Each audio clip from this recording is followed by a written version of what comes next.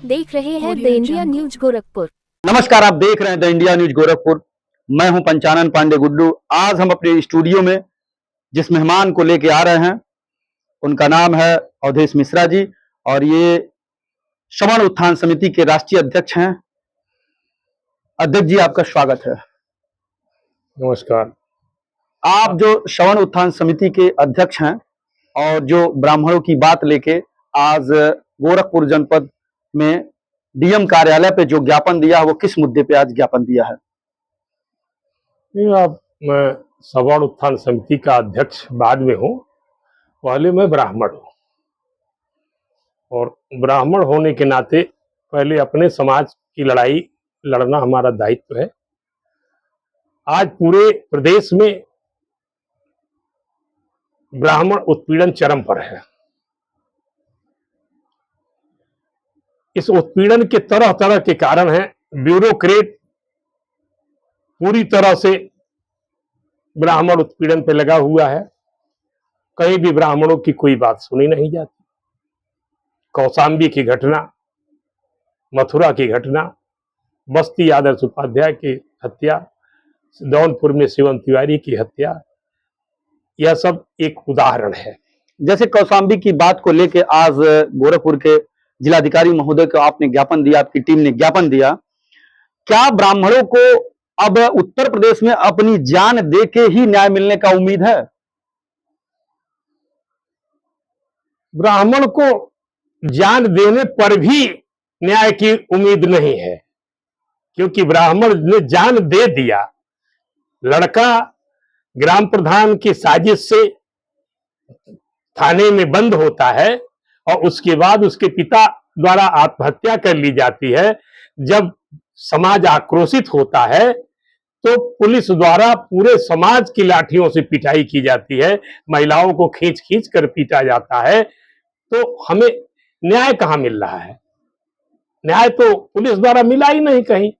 न्याय तो तब मिला है कि जब हम कोर्ट में गए हैं, जब पूरे समाज ने वहां हंगामा मचाया है और अधिवक्ता बंधुओं ने साथ दिया है, मामला कोर्ट में गया है और कोर्ट में जाकर के जब उस पीड़ित लड़की का बयान हुआ है, नाबालिग लड़की का, 8 वर्षीय लड़की का बयान हुआ है, तब यह हुआ है कि उस बच्चे के ऊपर से, युवक के ऊपर से पास्को और बलात्कार की धारा हटाई गई है। उसके बाद छूटा है। तो हमें जान देने के बाद भी न्याय कहां मिला?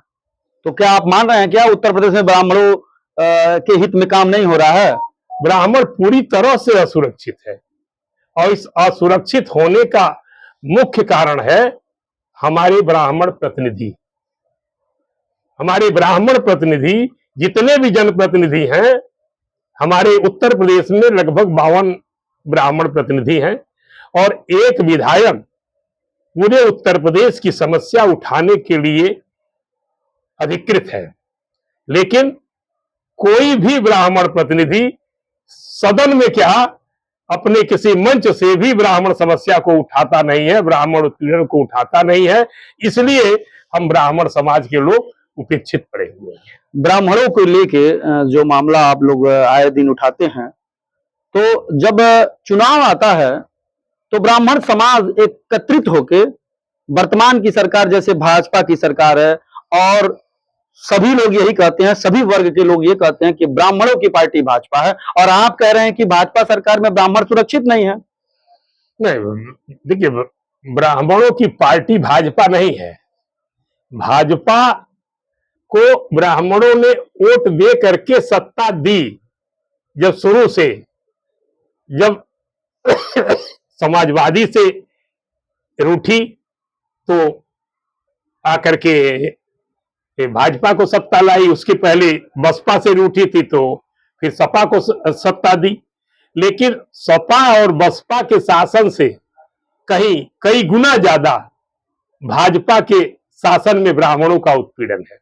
लेकिन ब्राह्मणों को उम्मीद नहीं थी कि यह सत्ता पाने के बाद इतना ब्राह्मणों का उत्पीड़न होगा। लेकिन देखा जाए तो सरकार से सभी लोग खुश हैं और विकास की तरफ सरकार का एक एक रोज नई नई योजनाएं आती हैं, उस पर काम भी हो रहा है। और आप कह रहे हैं ब्राह्मण खुश नहीं है, ब्राह्मण उत्पीड़ित हो रहे हैं।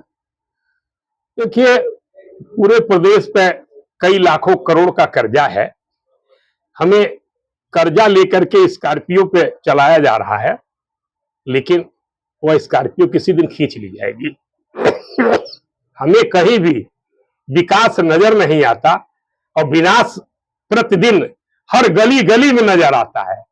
समाज के पास अच्छी सड़कें हो जाए, समाज के पास अच्छा कर्जा लेकर के घर बनवा दिया जाए, गाड़ी दे दी जाए, लेकिन लड़का बेरोजगार रहे, उसमें तेल डालने का पैसा न रहे, ऐसे सरकार से क्या फायदा। आप अपने समाज के लिए अगली रणनीति क्या बना रहे हैं? अगली रणनीति हमारी बैठक होगी विभिन्न संगठनों की, और विभिन्न संगठनों की बैठक होने के बाद फिर यह तय किया जाएगा कि हम अगली रणनीति क्या बनावे। जी, ये थे अवधेश मिश्रा जी, जो हमारे स्टूडियो में आए थे ब्राह्मणों के उत्पीड़न को लेके। और अगले खबर में आपको फिर किसी न किसी अतिथि से मिलवाते हैं। तब तक के लिए नमस्कार।